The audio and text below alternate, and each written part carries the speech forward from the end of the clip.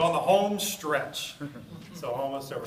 It's a really great day. I really enjoyed, even as a vendor watching the presentation today. It's really inspiring to see a guy like Robert O'Neill and Chris Newcomb. You guys are so lucky. Such a great brand that you have. I'm a customer, probably too much of a customer of Newk's and Austin and Arboretum location. So I know that you look at this title and it's like, it doesn't look like a fun, sexy topic. I'm just trying to make it fun and interactive, and I hope that you will help me by making it interactive. It's not a formal presentation, so feel free to shout out if you have a question, or if I ask you about something, then feel free to shout out your answer. So we'll get started. The first question I have is, what do you think of when you see this brand? Slushy. Yeah. What else do you think about? Convenience. That's a good one. Anybody have anything else? Those are two great ones that most people say. Somebody said Big Gulp earlier. What about this brand? What do you think about when you see this brand? Expensive. Yeah. What else? Convenient. Well, one thing that comes with convenient is they're everywhere, right? I mean, there's a Starbucks on every corner. So what about this brand? Credit card. Breach, right? Yeah. So that kind of sad though, because if I asked you the same question 2 years ago, what would you have said? What would you identify with Target? Walmart's competitor? Christmas, oh, that's a good one. Christmas commercials. Well, one thing that I think is interesting, I have a wife that's obsessed with Target and spends most of my money there, but you wouldn't normally have a bad connotation associated with Target. Target's actually a pretty good brand. I mean, it's known as the higher, maybe higher price, but it's kind of the more upscale version of Walmart. People generally say better things about Target than they say about Walmart. They have clean stores. They have pretty good staff. I think over the last few years, actually, their staff's gotten really good and very attentive. But isn't it a shame? Target's been around for like 30 years or more, and they built their brand. They've done a great job building their brand, and one little malfunction has totally changed all of your perceptions of Target. And that's what we're going to talk about today. So it should be a fun discussion. What about these brands? Have you seen these brands in the news lately, or heard anything about any of these brands? So probably all of you have heard about at least one of these brands getting breached. But every single one of these brands has had a data breach in the last 6 months. So the latest one, Dairy Queen, just happened last week. I'm not sure if you heard about that. But it's happening every day. I mean, you're hearing a new brand getting breached every day. And they're all in different verticals. Some of them are restaurants, some of them are retail. Every vertical that has sensitive information is at risk today of a breach. And I think these are interesting numbers just to kind of put things in perspective of what the impact can be of a data breach. $236 million is what Target has spent so far on their data breach. What's important to note about that is that's so far. I'm very confident that will not be the only money they spend. I'm sure it will be much more. 40 million credit cards and debit cards were compromised. It's a lot. How many of you were affected by the Target breach? Actually, I'm surprised that that's the only hand that came up. Most of the time you have, so another one over there. Most people that I know had their credit cards replaced at least. Even if they were not compromised, the banks did a great job of proactively replacing the cards. So you probably at least know somebody that was affected. 70 million customer details are compromised. Now, there's more than credit card information that can compromise. I think right now, today, what's interesting is in the healthcare sector, that's where you're probably going to see the next names in the news. Because, it's one thing to get your credit card information stolen. It's a whole other thing to get your social security number stolen, your personal health records. That's when it really gets scary. And they're just as prone to getting attacked. You just don't hear about them as much. So 140 plus lawsuits. Target is being sued by everybody. That every vendor, every person that thinks that they can get on the gravy train. And I think that number will go up. So these are pretty impacting numbers. And you're probably thinking, okay, how do these affect me? The numbers may be smaller, but the same effects can happen to your average Newk's franchisee. And I'm going to show you what that looks like in a minute. So I'm just curious, how many of you think that Target handled their data breach well? That they did a good job post-breach?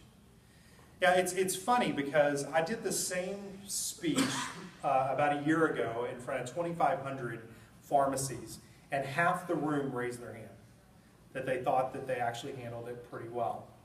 And I think what you're seeing is, as time goes by, people are becoming even less empathetic towards Target because they're seeing it happen over and over again. So it doesn't get better if you get breached. People don't get less angry or feel less violated. They have a worse feeling about your brand. I think we're going to see a lot of statistics and studies done on brand impact. It's a relatively new study, or a relatively new topic to study. But here's the thing. Well, first of all, let me ask, does anybody know what some of the steps Target took after the breach? Some of the things that they did to try to smooth things over with the general public? Does anybody remember anything they did? They did a discount day where They did one day that you got like 15% off, right? Anybody remember anything else that they did? I remember first they didn't disclose it. Yeah, that was something I was going to mention. It's interesting that, when they first discovered there was a breach, they sort of glossed over it and said, we don't think it's that big. Obviously, it was huge, right? They also, the thing that people typically remember is, and I guess they did a pretty good job of this, is they offered free credit card loss prevention to all their customers, so you can get that. But even with all of that, or whether you say that's enough or not enough, nobody raised their hand to say that they thought it was enough, right? So clearly, they didn't do a great job in your minds, and I don't believe they did a great job. But I don't think that they could have done anything that would have made people believe they did a great job. I mean, can anybody think of something they could have done that would have been better, or any ideas? I honestly don't know. I think the only thing you can do is be upfront, transparent, and I think they weren't very upfront and transparent. And I think that's probably the number one thing they did wrong. And we're going to talk about how to not make that same mistake. Here's something I think is also interesting. If anybody has a PF Chang's that's close to them, or if you've gone to one in the last couple of months, they got breached, and it was a pretty big breach. And their CEO just sent out this letter. And just in context, think about this. Think about if there was a breach, and it happened to one of your peers, another franchisee. But think about if Chris Newk had to send this out to the press or to your customers. How would that make you feel? I mean, can you imagine? I mean, PF Chang's is a franchise company. It would not be good. It would be devastating. And how embarrassing would that be? I read this and my throat locked up because I'm thinking, oh, that must be a horrible thing to have to do. And you know what? I think this was the right thing to do too. I think he did the right thing. If you read this letter, it's a good letter. But you don't want to have to send that kind of letter out. Your brand is going to take a tumble, and Target, I think, is somewhere in that 30% as far as the brand reputation. And you can't, how long is it going to take before Target's not associated with a data breach? I mean, who knows? It could be a decade. It may always have that sort of bruise. So that's something that you want to think about. It says longer than a year to restore reputation. I can tell you right now, Target, who knows how long it will be. So here's an interesting slide that talks about numbers. And I know that most of you are not IT geek, network guys, and I think this is going to be very interesting to you. After this slide, you're going to probably know more about credit card security than some CIOs of major brands. The first thing is, if you get breached, the average cost of a breach is $80,000. Now that's not Target, that is a Newk's franchisee at one site. If you have 4 stores, multiply it by 4. And where that $80,000 comes from is the first thing that happens if you get breached is you have to do a forensic audit. And it's required, it's not an option. It's $20,000. Company comes in, they determine the scope of your breach, how it happened, how many people were affected, and then basically, how many gaps did you have in your PCI processes. And then you're gonna have to stop taking credit cards. So for a period of months until you prove that you are PCI compliant, which some of you may know that word and some of you may not know what that is, but you have to prove that you are completely compliant before you can take credit cards again. It could take months. Because of the fact, if you think about it, Billy, what percentage of your business is credit card business? I'm not 100% sure. Yes. What do you think it probably? 60, 70%. 60, 70%. Somebody said 80, 90%, which I wouldn't be surprised. Think about if you couldn't take credit cards for 3 months, what that would do for your business. It would be absolutely devastating to your business. So if you combine the cost and the fact that you couldn't take credit cards for a period of time, 70% of small businesses go out of business after a breach. They just can't, they're not financially able to cope with that. And 1 in 6 small businesses will suffer a credit card breach in the next 24 months. A couple of years ago, people always said, you made up that number. It's crazy. I don't hear about this. Well, what you hear about in the news is you hear about the big box stores. But what we hear about every day are the franchisees, the small businesses that get breached. And I'm going to tell you why you're such a target in just a minute. But I also want to talk about where these breaches are coming from. Most people don't understand what they are, how they happen. People still think of breaches as like the Matthew Broderick War Games type scenario where you got a kid in the basement of his parents' house. That's not how it happens. These guys are part of huge conglomerates. They're organized crime groups in Eastern Europe and China, and they've got a really complex structure. They have multiple layers. The guy that's selling your credit card information on a search engine is not the same guy that's hacking your network, finding open ports in your firewalls. So catching them you're never going to catch them. It'd be really great if we could have like Robert O'Neill go and find these guys, But it's just not going to happen. So your best defense is an offense, a good offense. Making sure that you're protected up front. And getting protected is not just about technology. See, the good news is you don't have to be the IT geek. The bad news is we're all responsible if you're in this room because of the things that you have to do. And so don't think that it's just the IT guy's responsibility or Adam's responsibility, because you're all part of this. And I'll tell you how and why. The last statistic is really interesting as well. So when you have a data breach, it's not like when your wife or your purse is stolen at Walmart and they run out and they use the credit card and then they ditch it, right?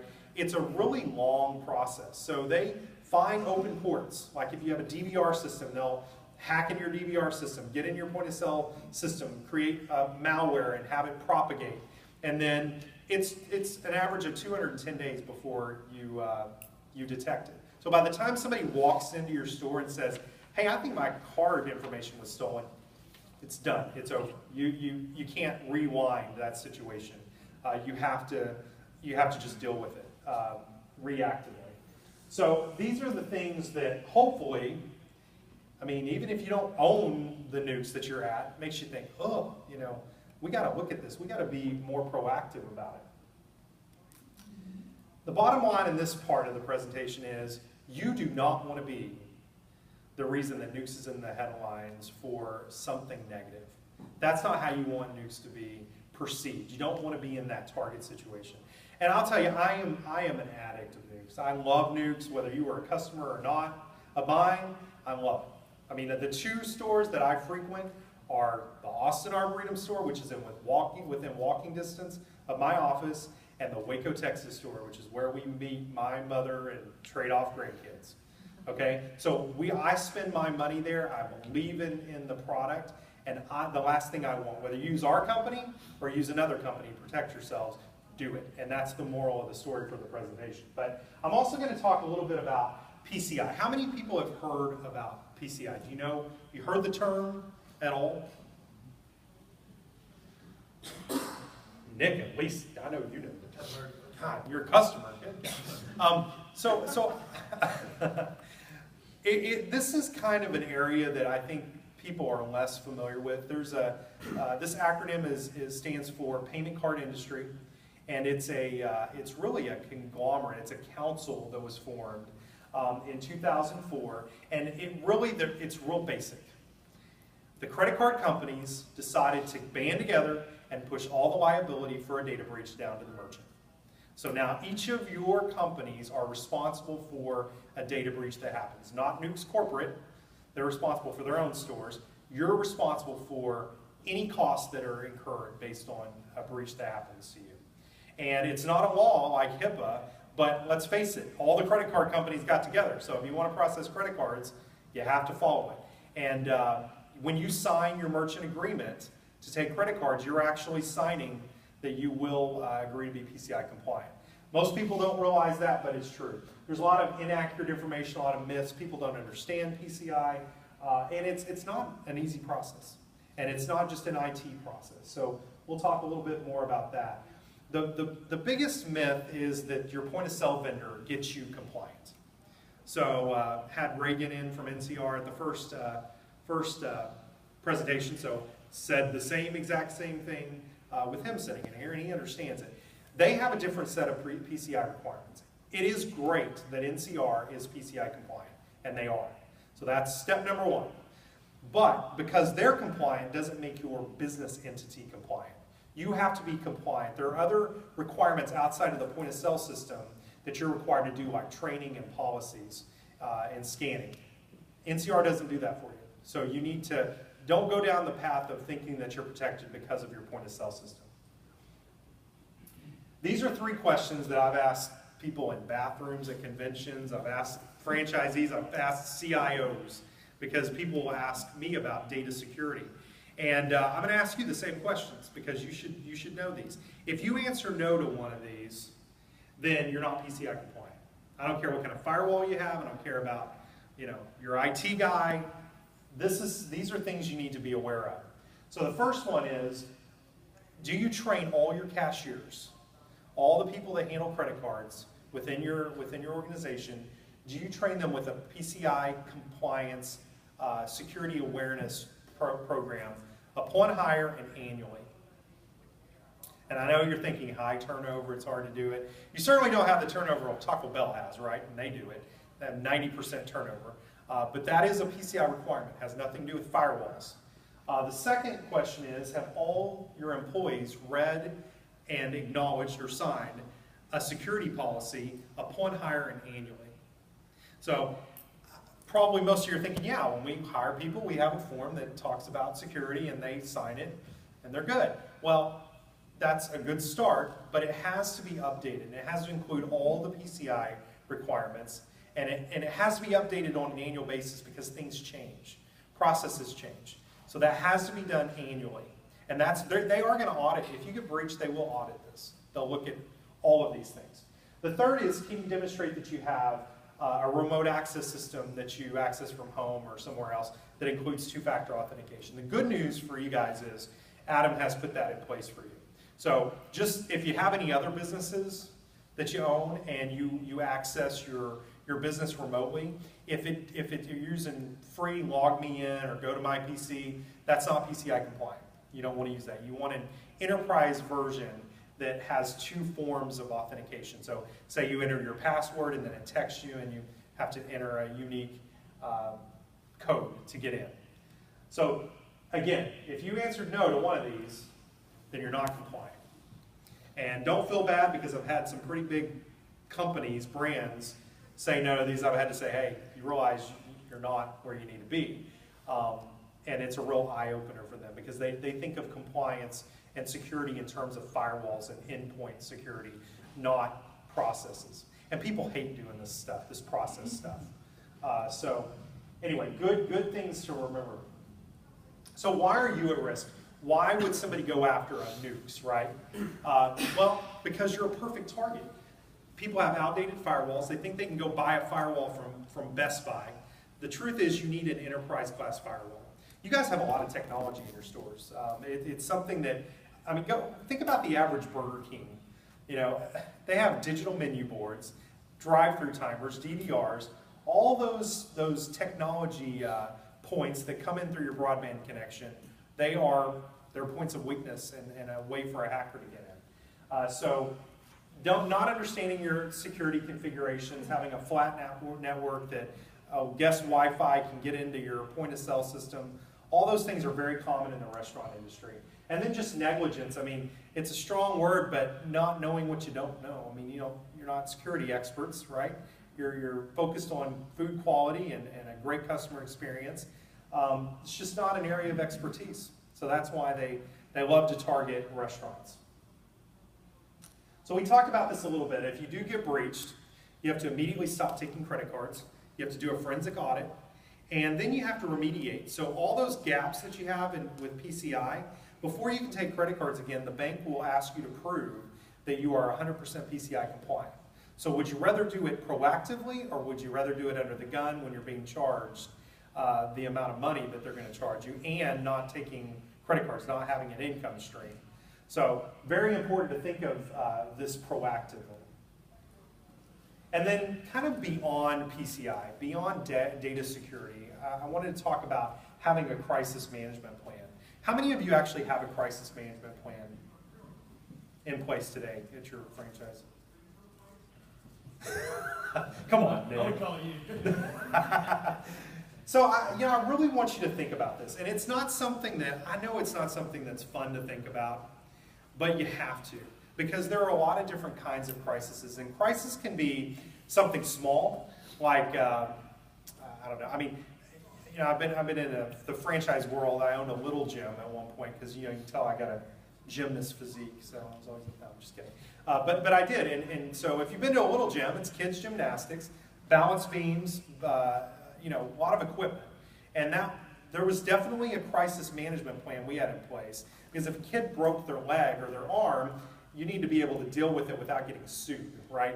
And so one thing that they told you is, you got to educate your staff on what to say immediately, and you don't just pick up the phone and call 911, because that shows, well, first of all, people panic. You got 3- and 4-year-old kids running around.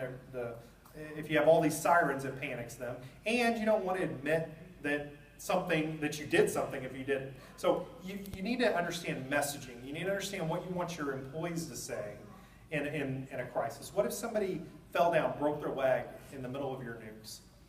Do you have a plan for that? I mean, what if somebody, what if you ran out of bread? I mean, I know it's a crazy example. So if there was a problem with your bread distribution and you couldn't serve bread for a week, what would you do? Does anybody have any ideas? I mean, off the top of your... Yeah. Call Janet. Somebody said earlier, you know what, we would market our salads. We would sell salads. We wouldn't close our doors. Well, I hope you wouldn't close your doors. I hope you'd have some sort of backup, because I was a business owner. I would hate to close my doors for any reason. But think about things like that. What would you do if something like that happened to function on a daily basis? So it's more than just data crisis management. It's crisis management as a whole. And again, it's not fun to talk about, but you need to be able to predict what are some of the possible things that could happen. Employee injury, customer injury, food contamination, all these things you don't want to think about. Credit card breach, you need to think about those things and how you would handle them with your staff. Prepare for it. Put a checklist together. What are some of the things that I would do?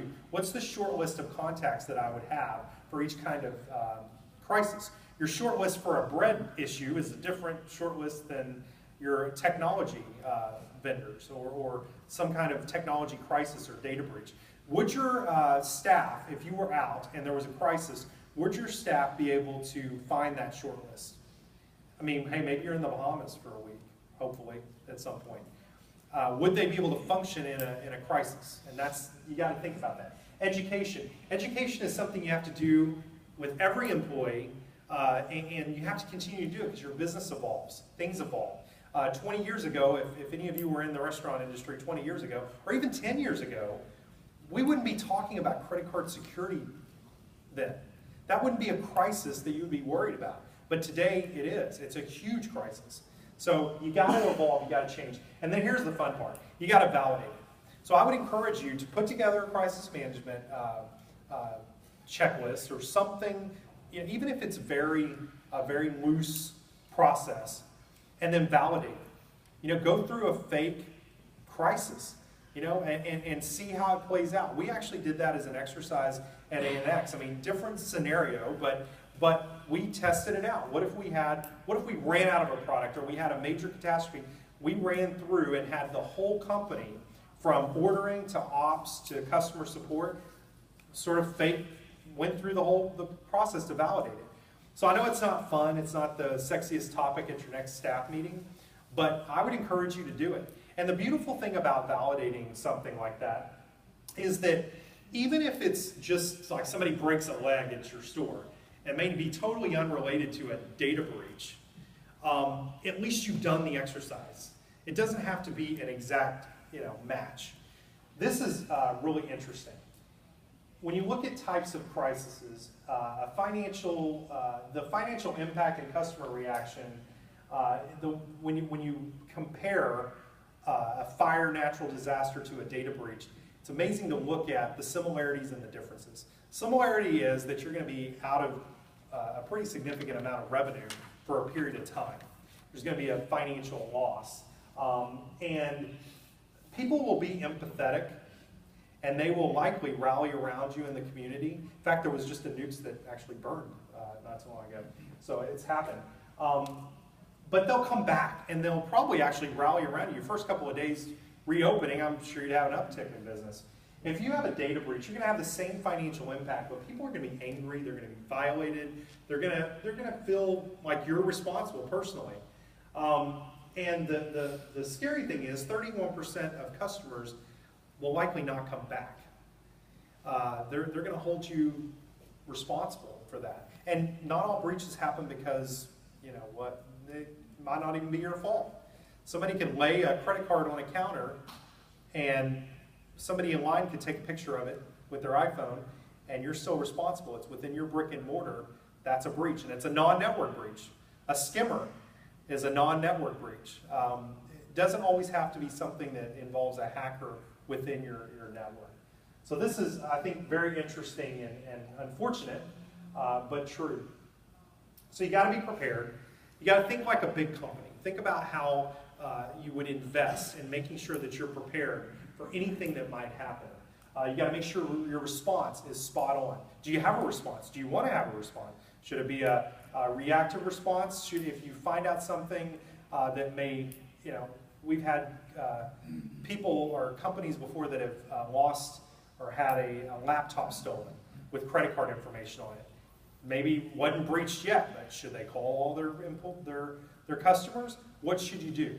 So you need to think about what your reaction is going to be, or how proactive you want to be in notifying your customers when something happens. And who are you going to trust with that information? I mean, you know, you think, well, my kitchen staff doesn't need to be involved. Well, they're people just like everybody else. They talk to their friends, they talk to their neighbors. You want to make sure that they're not saying something that's going to, you know, implicate you more. And just be prepared. Have a checklist together. And, you know, just like the Target situation, it's better to respond quickly and be transparent and be totally honest than to try to cover it up. Just be completely honest. And know your customers. You guys are great about knowing. You have a very specific sort of demographic, and you know your customers. What do you need to do to make sure that you keep the loyalty that they have to your business? What's the appropriate response for your community, right? And one thing I'll point out is the way you respond in your community may be different than the guy 2 states over. Or one thing to keep in mind is privacy laws are different in each state. So you may be required to actually contact your customers in the event of a data breach at a certain point. So you really want to read up on those data privacy laws. And these are just some of some good ideas of what you can do when you're executing a crisis management plan. One thing we have is we have a checklist, a template that I'll be happy to email you that you could use as a starting point. But these are things you need to think about. You might have to set up a call center. The great thing about Google Voice is you can do that in 10 minutes and look like a pretty sophisticated company. But just think about these things. What's your triage situation to handle it? Do you have like a committee? I think it's great to have a committee for different crises. So if you're pretty big franchisee and you have an IT guy, they might lead the committee for data security. So think about that when you're putting together a plan. Who are going to be the appropriate people that you want to have steer that crisis? And then, of course, you have to report a breach to federal and state agencies. And again, per state, it might be a little different. So hopefully you won't have a huge crisis, but if you do have a crisis, take the opportunity to understand what you did well and what you need improvement on. Did your plan work? How would you change it? Where did it break down? What were some of the steps you put in really unnecessary, or are they obsolete because they were put in place several years ago? And who should be on the crisis management team? I think, I've mentioned this several times, but you need the right team of people to get the results that you want. You don't want just anybody talking about this stuff or a crisis without the right verbiage, without the right information. If you have people that are uninformed about what happened, then they can say anything. And you don't want that. You want to control, especially in a world of social media, where probably if you look at Facebook in your community, a lot of your customers are connected somehow to someone on Facebook, right? It's like its own little ecosystem. And one person puts something up on Facebook, and who knows how many people now have you on their radar. So you don't want the wrong message getting out there from your employees or your customers. So this is just the crisis management checklist. This seems very corporate, but it's something that I would really encourage you to do as operations managers. And we have, like I said, a version of this that I'm happy to send to you. Glenn has some small pieces of paper, kind of doubling an iPad Air giveaway with this. So if you just want to be sent one of these in soft copy, we're not going to spam you or anything. We'll send this to you. And if you have any questions about your deployment or how you're set up, we'll answer those as well. So I want to talk a little bit about PCI specifically again. One thing, if you remember one thing in this presentation, I would take a picture of this slide. We're going to send the slides out as well. But when you're working with a data security company, it's kind of like working with a plumber. You want someone who has the credentials that are necessary to protect your business. So always work with a qualified security assessor and an approved scanning vendor, a QSA and an ASV. If you're working with a security company today, go back and see if they're a QSA or an ASV. And you should be able to just go to their website and find out. There are websites you can search on the list to see if they are an approved scanning vendor or a QSA. The reason this is important, it's like if your brother-in-law is going to fix your plumbing. You want a master plumber to do that. There's certain things that you want the highest credentials for. And we spend a lot of money and a lot of time and energy to make sure that our qualifications are kept up to date. We're not the only QSA ASV, so I'm not saying we're it. But just make sure you're dealing with that kind of company. Also, there are companies out there that say they work with a QSA or they work with an ASV. Well, that's not the same thing. You want them to have those qualifications. Highest credentials from the PCI Council. Also, do they understand retail? Do they understand restaurants? Security in a retail environment versus a restaurant environment versus a healthcare environment is different. So you want to make sure that that company has experience there. And then, just like you're validating your compliance for, or you're validating your disaster recovery plan, you need to validate your compliance. I'm not sure, probably most of you don't know where you are with your compliance today or with your data security. And you're thinking, well, that's my owner or my IT guy's responsibility. Well, not necessarily. Many of the things that you need to do within your franchise are based on HR requirements or training. I mean, I doubt your IT guy is going to be responsible for all of your, training. So you need to integrate this these kind of processes within your business. You do want to have a firewall. That's kind of the most IT geek thing I'll say. You want to have an enterprise class firewall. Make sure that's in place. And you want to make sure that you have a partner that's going to walk you through this stuff, going to handhold you. There are different businesses with different ways of doing business, different kinds of deployment scenarios, and you want somebody that can sort of help you walk through those and be a partner, not just a technology vendor. So how do you get compliant? How do you train your people? Most PCI companies like ours will have a portal that you can use, and at any point you should be able to track your compliance. And it's a multi-departmental type thing. So, the training might be one person's responsibility.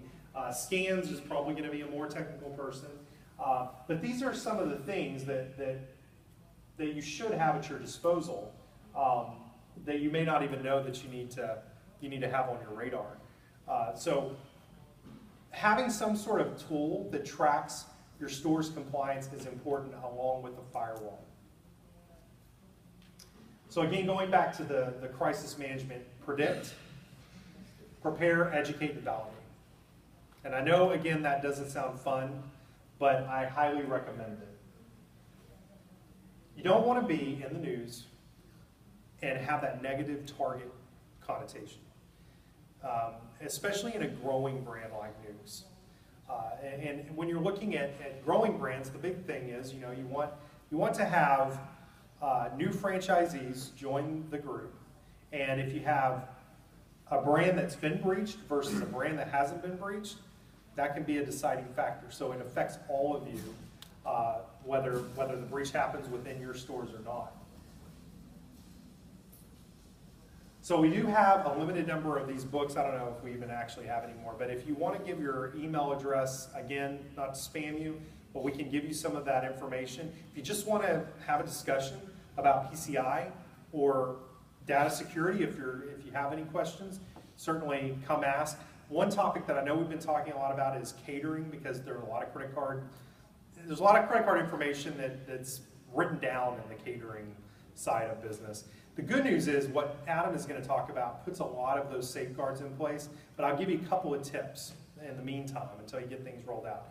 If you can at all avoid writing down a credit card number and always put the information directly into the system that you're using, that's PCI compliant. It's actually PCI compliant. You can write a credit card number down, but you have to immediately destroy it after you use it. And unfortunately, that almost never happens. I mean, you're usually writing it down because you're not at your office. But you want to make sure and get the credit card information into an electronic system that will process it, and then you're done with it. That has nothing to do with the firewall, right? That's a process. Those are the kind of things that you may not have thought about that are part of PCI. You want to have processes in place that follow PCI requirements, because if you get audited, those are the things they're going to look at. Any questions before I hand it over to Adam about credit card security or data security or crisis management? I know they're sexy, fun topics. I have a question. Sure. You said on your website there was a video test you could take. Yeah, actually, there is an assessment that you can take. That it's real. It's not real IT centric, but it asks a few questions and it'll sort of give you an assessment of where you are, and we can give you that. Well, I didn't know if that could be on our scoots. So yeah, there will be kind of two portions to this, but yeah, you will need e-learning materials. A lot of you are probably thinking, why am I hearing about this as an operator or a general manager? Well, the truth is there's a lot more to it than IT. There's training that has to be held for owners, employees, and your IT staff, right? And we definitely will have some of that integrated into schools. So it's important that you have a partner. And Chad's not here to sell, he's just here to educate. We have a couple partners that we recommend, but if you want to use a totally different partner, that's okay too, but just make sure that they do what Chad said, they're an ASB, QSA. And that's really why we're talking to all of you, because you touch so many of those areas. You write credit cards. card numbers down. They might not be under lock and key, and Salesforce is gonna require you to have credit card numbers, and we're gonna talk about some of the things that we will have in place so you can compliantly store those within the point of sale going forward. All right, anybody else have a question? Or? The standard cost for the Newk's operation. Well, I can tell you what our cost is. We have a rate that actually is very, very low compared to all of our other customers. You guys kind of got in at a legacy cost, but it's a managed service, so it's not a capital investment. Everything we do is sort of security as a service, so it's monthly. It's a $70 a month cost. That includes the firewall that's totally managed by us. It's really kind of a set it and forget it firewall. And then the portal, which has e-learning, security policies, scanning, all of that in there, that you can track compliance for all your stores. Most Newks, I will tell you that you generally need, because of all the stainless steel you have, if you're going to offer wireless Wi-Fi, then you generally need an extra wireless access point out in the lobby, because that stainless steel, our firewalls come with Wi-Fi, but the stainless steel blocks the signal or degrades it. So in, I think, every deployment I've ever done for Newks, we've needed an extra wireless access point, and that's an extra $10 a month to manage. But the nice thing is if the firewall goes down or you have an issue, we overnight a new one. There's no cost for it, you're not paying. These firewalls are like $2,000, $3,000 firewalls. You don't pay for that up front. We own it, we manage it, so you don't have that capital cost. Hopefully that answers your question without being too much of a sales guy. Any other questions? Thank you very much. I appreciate your time.